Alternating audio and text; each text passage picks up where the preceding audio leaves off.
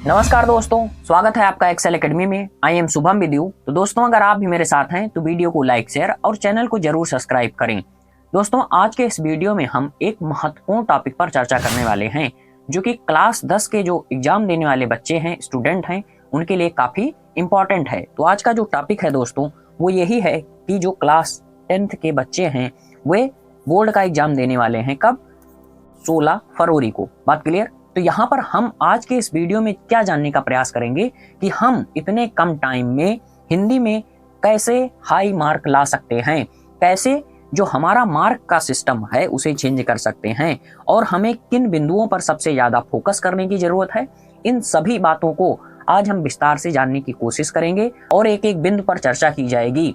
और आप विश्वास कीजिए कि मैंने स्वयं जो है कि हिंदी में 96 अंक प्राप्त किया है। 96 अंक कहने का मतलब 66 नंबर से है। 70 नंबर का पेपर होता है और 30 नंबर प्रैक्टिकल वाला। ठीक, बात क्लियर? तो आज हम इसी बात को समझने की कोशिश करेंगे कि मैंने क्या क्या ऐसा किया कि जिससे मुझे इतना ज्यादा मार्क मिला, और वही जो है कि जानकारी मैं आपके साथ साझा करूंगा। और मैंने जो गलती की उसको भी आपके साथ बताने की कोशिश करूंगा, जिससे कि आप और ज्यादा अंक ला सकें। हाँ, आप 96 से ज्यादा भी ला सकते हैं।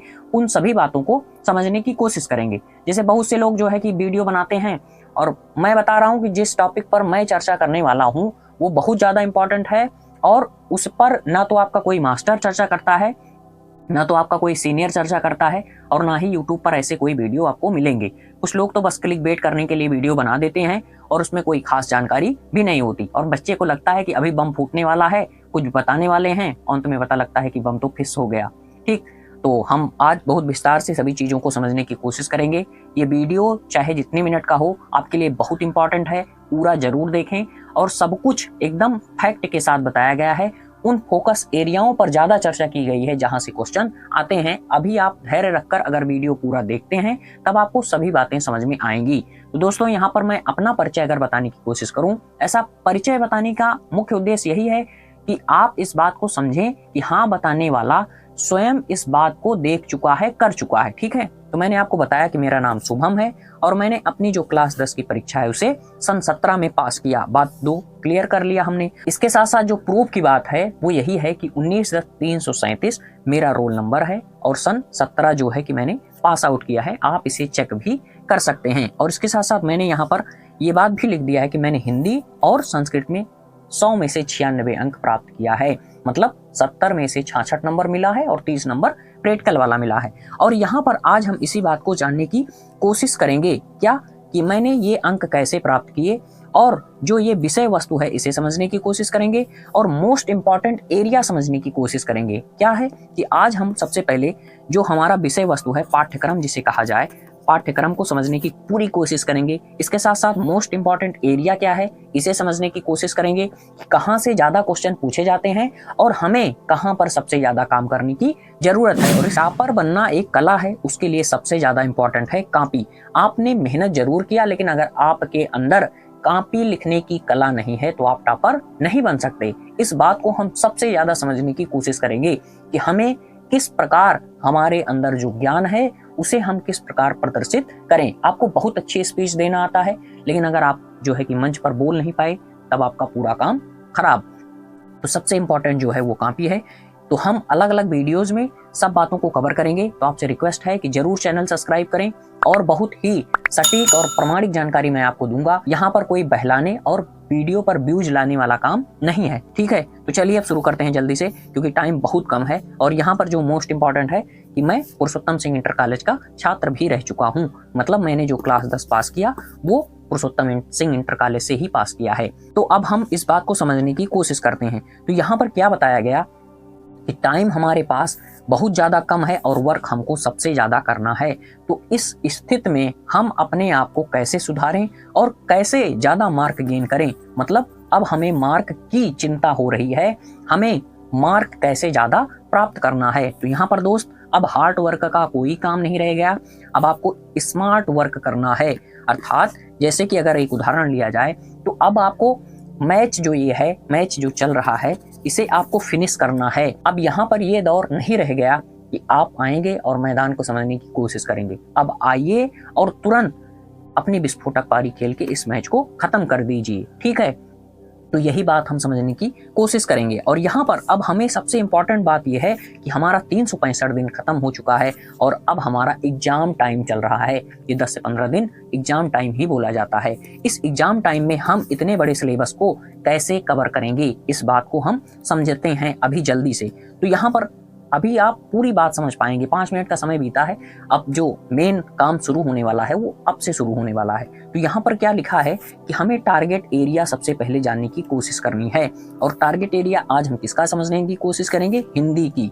ठीक, तो हिंदी में हम सबसे पहले इस बात को समझते हैं कि सिलेबस क्या चीज होती है। सिलेबस समझने के लिए यहाँ पर क्या लिखा गया है कि जो सिलेबस समझ लेता है वही सफलता प्राप्त करता है। जो सिलेबस समझ लेता है वही सक्सेस प्राप्त करता है। और यहाँ पर दूसरी जो सबसे महत्वपूर्ण लाइन लिखी गई है कि सफलता के लिए, जो सफलता है उसके लिए योजना सबसे ज्यादा इंपॉर्टेंट होती है।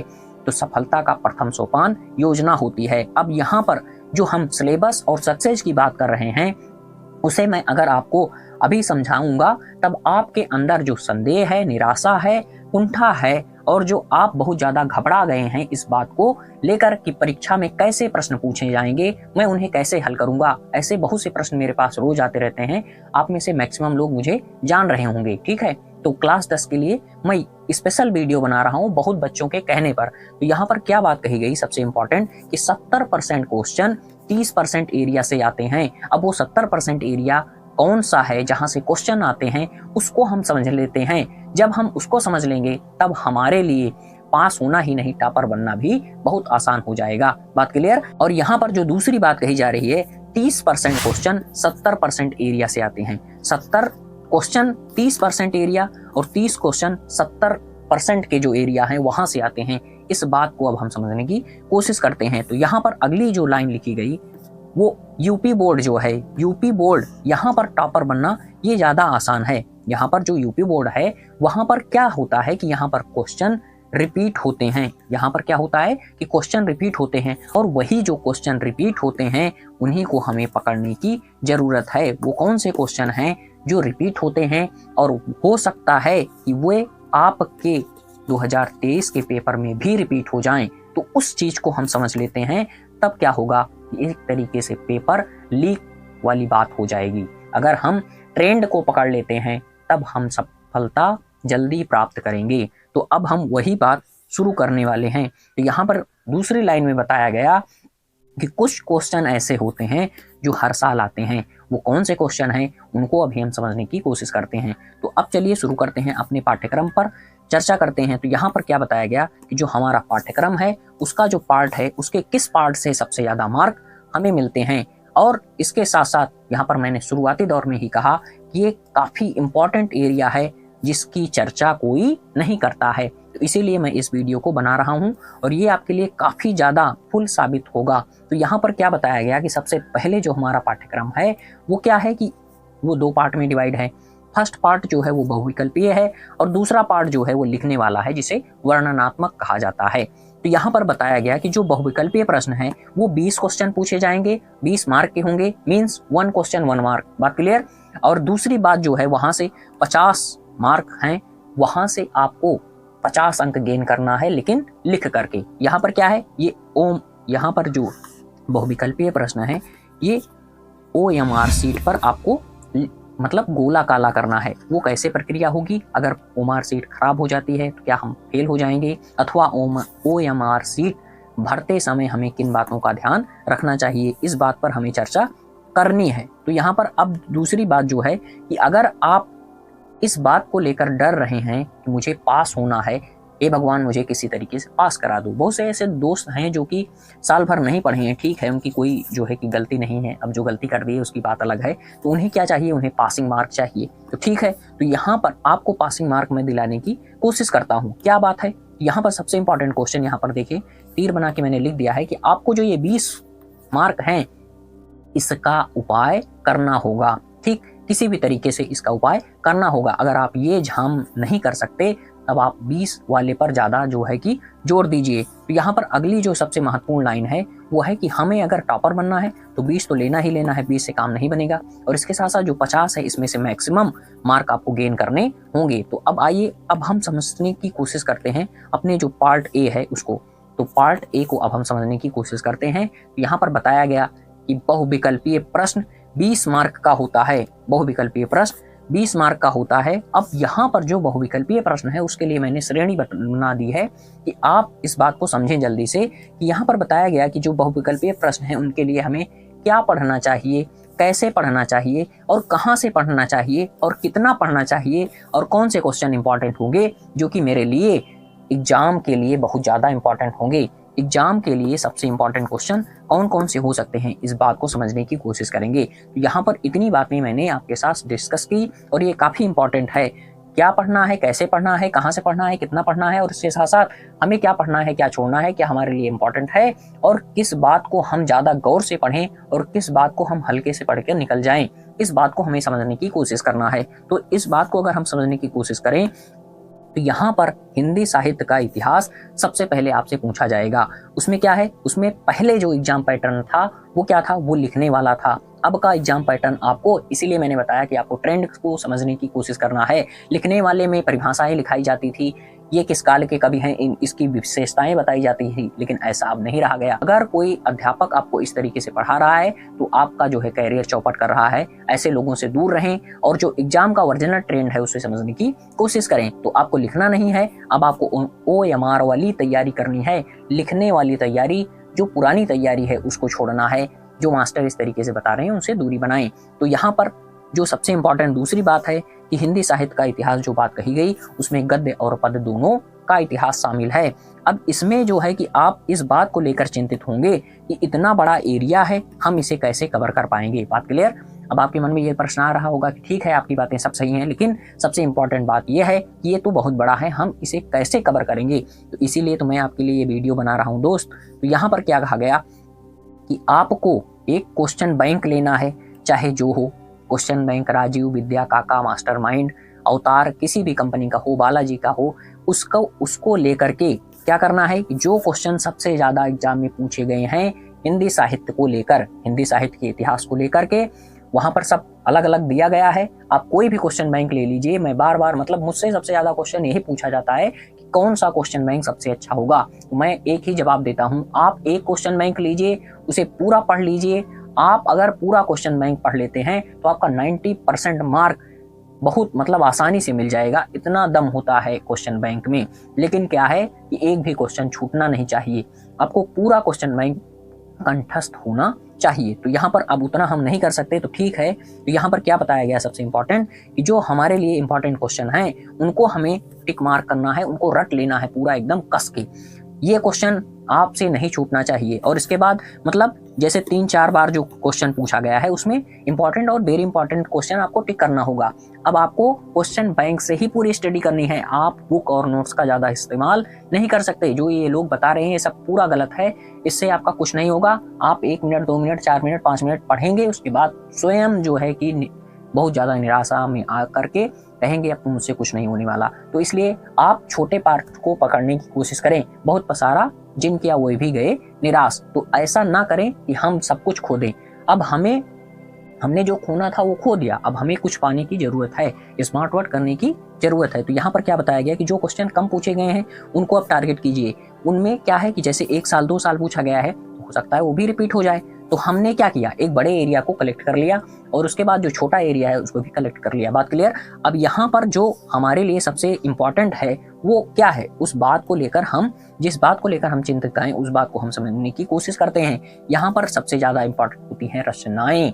रचनाओं को सबसे पहले कौन सी रचना ज्यादा पूछी जा सकती है, जो आपके पाठ्यक्रम में है, जो लेखक जो कभी आपके पाठ्यक्रम में हैं उनको जरूर याद करें, उन रचनाओं को जरूर याद करें। बात क्लियर। अब इसके साथ साथ यहाँ पर जो दूसरी बात पूछी जाती है रचना को लेकर वो विधा को होती है। फला रचना किस विधा की है बताइए, तो आपको OMR पर गोला काला करना होगा। बात क्लियर।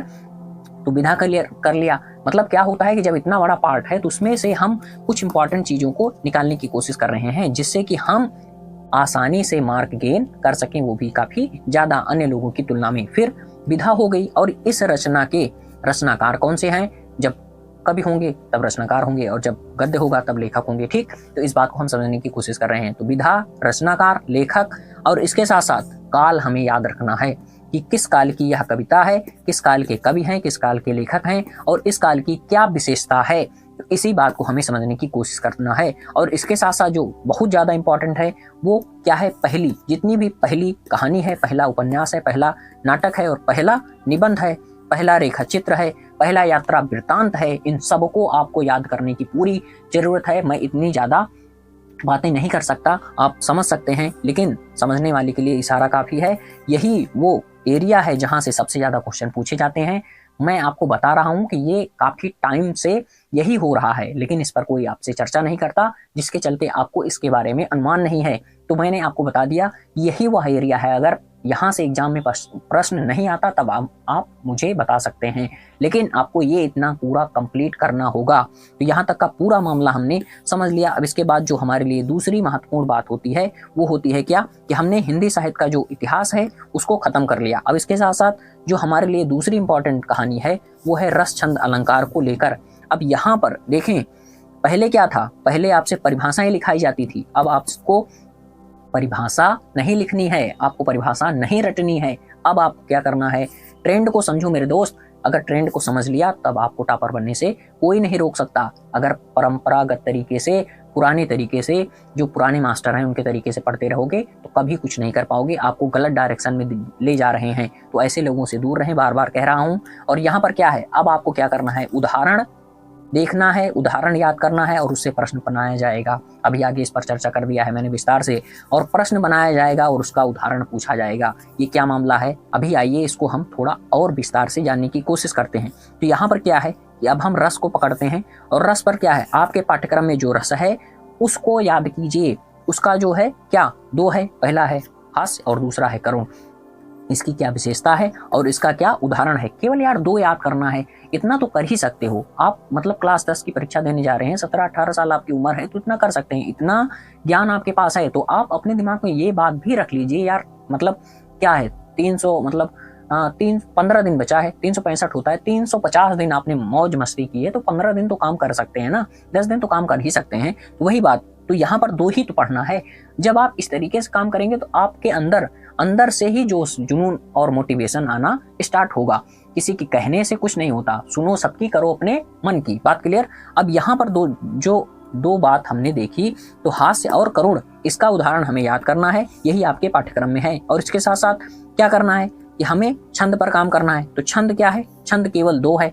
और देखें यहाँ पर जैसे बहुत सी चीजें हैं, लेकिन अब हमें एक ट्रिक बनाना है। सोरठा और रोला हमारे पाठ्यक्रम में है, तो आपको अपने दिमाग में, अगर आपको मात्रा लगाने आती है, आपको उदाहरण याद है तब ठीक है। अगर आपको गेस करके मार्क लेना है तब जो है क्या करना होगा कि यहाँ पर एक दिमाग लगाना होगा, ये बड़ा होता है, मतलब जब 24 मात्रा है तो काफी ज्यादा संख्या भी होगी। इस तरीके से आप दिमाग लगा के इसमें आप सफलता प्राप्त कर सकते हैं। और दूसरी बात, जो सोरठा है इसका उदाहरण याद कर लीजिए और मात्रा लगाना जरूर सीखिए, या फिर 4-5 उदाहरण याद कर लीजिए, या फिर आप इसको देखिए कि दोहा जो होता है उसका उल्टा सोरठा होता है। तो इस तरीके से आप इसे निकल सकते हैं। और इसके साथ साथ जो हमारी तीसरी कड़ी है वो है अलंकार को लेकर। तो यहाँ पर क्या है, जल्दी से मैं इस बात को समझाने की कोशिश करता हूँ। 3 अलंकार यहाँ पर दिया गया है, उपमा का दिया गया है और रूपक का दिया गया है और उत्प्रेक्षा का दिया गया है। तो उपमा में क्या होता है, इसकी जो विशेषता है वो है समानता वाली। तो समानता क्या है, इसका उदाहरण मैंने जल्दी से आपको बताने की कोशिश की, क्योंकि वीडियो बहुत लंबा बनता जा रहा है, लेकिन मुझे पता है कि आप बोरियत महसूस नहीं करेंगे, क्योंकि यहाँ पर बहुत सटीक बातें की जा रही हैं। तो यहाँ पर क्या बताया गया कि हरिपद कोमल कमल से, तो यहाँ पर क्या की गई कि इसकी तुलना इसके साथ समानता कर दी गई, इसकी समानता इसके साथ कर दी गई। जब ऐसा उदाहरण आपके सामने आएगा तो वहां पर उपमा होगा। बात क्लियर। और इसके आप 10 उदाहरण याद करके एग्जाम में जाइए। इसके साथ साथ रूपक, तो रूपक में क्या बताया गया कि चरण कमल बंधु हरिराई। तो यहाँ पर क्या कहा गया कि उपमेय में उपमान का भेद रहित आरोप किया जाता है, तब क्या होता है, रूपक होता है। जब उपमेय में उपमान का भेद रहित आरोप किया जाता है तब क्या होता है कि वहां पर रूपक होता है। और इसके साथ साथ जो थर्ड है वो तो सबसे ज्यादा आसान है, यहाँ से आपको मार्क गेन करना है। यहाँ पर क्या कहा गया कि उपमेय में उपमान की जब संभावना की जाती है तब क्या होता है, उत्प्रेक्षा अलंकार होता है। यहाँ पर मानो इस तरीके के बहुत से शब्द यूज होते हैं, जैसे उस काल मारे क्रोध के तन कांपने उसका लगा, मानो हवा के बेग से सोता हुआ सागर जगा। तो आपने क्या किया, एक वर्ड को पकड़ा और पूरा काम तमाम कर लिया। बात समझ पाए। अब इसके साथ साथ अब हमें क्या अगला जो है, ये जो मैंने आपको बताया रसचंद अलंकार, ये काव्यगत सौंदर्य के अंतर्गत आते हैं। यहाँ से आपने जो है कि प्रश्न हल किया और उदाहरण याद किया और आपका काम खत्म। तो इसके बाद जो हमारी जो सेकेंड बात होती है वो क्या होती है, उपसर्ग की, प्रत्यय की और समास की। इसको अगर हम समझने की कोशिश करें तो यहाँ पर क्या है, ये शब्द रचना के तत्व हैं और यहाँ पर भी हमें क्या देखना है कि यार देखो 5000 6000 और क्या है, पर्यायवाची है, उपमा है, अलंकार है, ठीक। तो हमें जो इम्पोर्टेंट है उसके लिए सबसे ज्यादा जरूरी है कि आपके पास क्वेश्चन बैंक होना चाहिए। अब आपका सबसे अच्छा सारथी केवल क्वेश्चन बैंक है। अब आपको बुक टच नहीं करनी और कोई भी बातें यहाँ पर एक्स्ट्रा नहीं करनी। यहाँ पर हम किस बात को समझने वाले हैं कि जैसे कि ये बात अगर हम समझने की कोशिश करें तो यहाँ पर जल्दी से ये क्या होता है कि ये शब्द जो होता है उसके आगे लग जाता है, ठीक। बहुत ज्यादा डिफिनेशन याद करने की कोशिश ना करें, ये शब्द है इसके पीछे लग जाएगा। तो आप इसे थोड़ा सा संभल कर देखें तो आपको मतलब आसानी से कर ले जाएंगे। थोड़ा सा ट्रिक लगाना है, दिमाग लगाना है, हो जाएगा, ठीक। आप 20 समास रटने की कोशिश ना करें कि बहुप्रिय है कि द्विग है, ये है वो है, ठीक। इससे हटें और यहाँ पर क्या बताया गया कि आपके सिलेबस में जो 2 है उसी पर काम करें। ऐसा नहीं कि हम सिलेबस के बाहर याद कर रहे हैं और उसका कोई वजूद ही नहीं है। तो यहाँ पर 2 है, एक है द्विग, एक है द्वंद्व। द्वंद्व को पहचानने का सबसे आसान मार्ग है कि बीच में ये वाला निशान रहेगा, तब आप उसे तुरंत समझ जाएंगे। जैसे माता पिता, राम सीता, राधे राधे, इस टाइप के जो क्वेश्चन होंगे, प्रश्न होंगे, वहां पर ये क्वेश्चन, ये जो है कि चिन्ह जब रहेगा तब वहां पर द्वंद्व होगा। बस बहुत दिमाग लगाने की कोशिश नहीं करना। और इसके साथ साथ जो द्विग है वहां पर क्या है कि पहली जो संख्या है वो पहला शब्द संख्यावाचक होगा। जैसे पंचवटी, पंचतंत्र, त्रिवेणी, चौराहा, सप्ताह, तिरंग, सप्ताह, तिरंगा, इस टाइप की त्रिवेणी, ये जो है क्या है, ये आगे क्या है, संख्यावाचक शब्द हैं, जिसके चलते यहाँ पर द्विग समास होता है। बात क्लियर? तो यार इतना बता दिया तो आपको जो है कि आप बहुत सी बातें समझ में आ ही गई होंगी। अब इसके बाद क्या होता है कि तद्भव, तत्सम और पर्यायवाची की बात आती है। ये क्या है कि फर्स्ट जो पार्ट है बहुविकल्पीय वाला उसे मैं हल करा दे रहा हूँ। तो यहाँ पर क्या हो रहा है कि तद्भव शब्द जो है और तत्सम सम, अब ये कहाँ से उत्पत्ति हुई है इसको जानने की जरूरत नहीं है, हमें पीएचडी करने की जरूरत नहीं है। हमारे लिए क्या इंपॉर्टेंट है कि ये हिंदी के शब्द दिखाई पड़ेंगे और ये संस्कृत के शब्द दिखाई पड़ेंगे। जैसे ये हो गया पुष्प और ये हो गया फूल, ये हो गया पुष्प और ये हो गया फूल। तो फूल जो होगा वो तद्भव होगा हिंदी का शब्द, और जो पुष्प होगा वो संस्कृत का शब्द होगा, ठीक। और हमें ज्यादा जानने की जरूरत नहीं है, बहुत कम जानकारी में बातें बता रहा हूँ, ठीक। और इसके साथ साथ यहाँ पर क्या है कि सबसे इंपॉर्टेंट बात कि जो हमें पर्यायवाची, तो यार पर्यायवाची तो आप बचपन से याद करते आए हैं, इतना ज्यादा मत घबराइए, यहाँ से भी आप काम कर सकते हैं। जैसे कि एक ट्रिक यहाँ पर होती है, आप भी जान लीजिए अगर आपको नहीं पता है, वैसे हो सकता है आपको पता हो। जैसे क्या होता है जब लास्ट में धी लग जाए तो समुद्र होता है, जलधि, ठीक। पंकज, जलज, तो यहाँ पर क्या होगा, कमल होगा जब जा लग जाए, और जब दा लग जाए जैसे जलज पंकज, जल दा तो क्या हो गया, बादल, मेघ हो गया। इसका बहुत सारा पर्यायवाची होता है और ये 3 काफी इंपॉर्टेंट होते हैं। यहाँ से आप फंसा सकते हैं। आपको क्या करना है कि अब आपको फंसाना है क्वेश्चन, ठीक। बहुत ज्यादा जानकारी कलेक्ट नहीं करनी। अब इसके साथ साथ लास्ट पार्ट जो है हमारा संस्कृत ग्रामर का है, और यहाँ पर देखें क्या है, स्वर संधि पूछी जाएगी और उसमें से यण संधि ही पूछी जाएगी। ऐसा नहीं वृद्धि याद कर रहे हैं आप, ठीक, दीर्घ याद कर रहे हैं, गुण याद कर रहे हैं, उसका कोई मतलब नहीं मेरे दोस्त। इस बात को समझो, इसीलिए तो मैं कह रहा हूं कि इस पर कोई चर्चा नहीं करता, और जब चर्चा हो जाएगी तो आपका दिमाग अपने आप खुल जाएगा। अब सोचो कि मतलब अभी आपके दिमाग में क्या था, यार स्वर संधि तो बहुत बड़ी है, लेकिन अब आपके दिमाग में क्या है, यार एक ही तो पढ़ना है, इतना तो कर सकता हूँ। बात क्लियर? यहाँ पर क्या बताया गया, जल्दी से मैंने इसको भी एक्सप्लेन करने की कोशिश की है। भैया हिंदी और संस्कृत में 96 मार्क मिले हैं तो ऐसे नहीं मिले हैं, ठीक है। तो इस मतलब एटीट्यूड नहीं दिखा रहा हूं, मैं आपको समझाने की कोशिश कर रहा हूं, मैं आपका बड़ा भाई ही हूं, ठीक है। और ज्यादा कुछ ना समझें। और यहाँ पर क्या बताया गया कि यहाँ पर ई और या का तुरंत जो है दिमाग अपने लगाएं। इको अनिच इसका सूत्र होता है, सूत्र भी याद करने की जरूरत नहीं है। और यहाँ पर सूत्र नहीं पूछेगा, वो उसको पता है कि बच्चे कर ले जाएंगे। और री का रा होता है और लिरी का ला होता है। प्रैक्टिस कीजिए, मैक्सिमम प्रैक्टिस। एग्जाम के लिए सबसे अच्छा है क्वेश्चन बैंक उठाओ और प्रैक्टिस करो, रट डालो पूरा, ठीक। तो यहाँ पर मैंने उदाहरण भी ले लिया। इति यत्र होगा तो या है तो क्या हो गया, ई हो गया। तो इति धन यत्र, बात क्लियर। या देखते ही ई पर तुम्हारा फोकस जाना चाहिए, बोलो चमका। और इसके साथ साथ क्या है कि वाह है तो क्या होगा, ऊ होगा। तो देखें वाह का मधुवरी था, मधु हरी, सिंपल, बात क्लियर। अब इसके बाद क्या है कि देखें, फिर से दिमाग लगाएं, आपके दिमाग में क्या चलना चाहिए, रा का री होगा। तो यहाँ पर क्या बताया गया, मातृज्ञा, ठीक। तो मातृधन आज्ञा, बात क्लियर। री का रा होगा, ये आपके दिमाग में सेट होना चाहिए।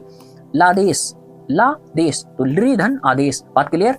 तो यहाँ पर क्या बताया गया, यहाँ पर बताया गया कि जब ला होगा तो इसका क्या होगा, लृ होगा। वही बात यहाँ पर क्लियर हो गई। अब यार देखो, जब संधि विच्छेद करना था तब कठिन था, अब आपके दिमाग में क्या है, ये सेट करना है कि लृ का ला होता है, और जैसे ये दिखेगा तुरंत जो है आपको दिमाग लगा के यही वाला टिक करना है। बात क्लियर? अब इसके साथ साथ जो हमारा नेक्स्ट टॉपिक है, अब इसके साथ साथ क्या बचता है वो भी मैं देख लेता हूँ। अब यहाँ पर शब्द धातु वाली बात आ गई।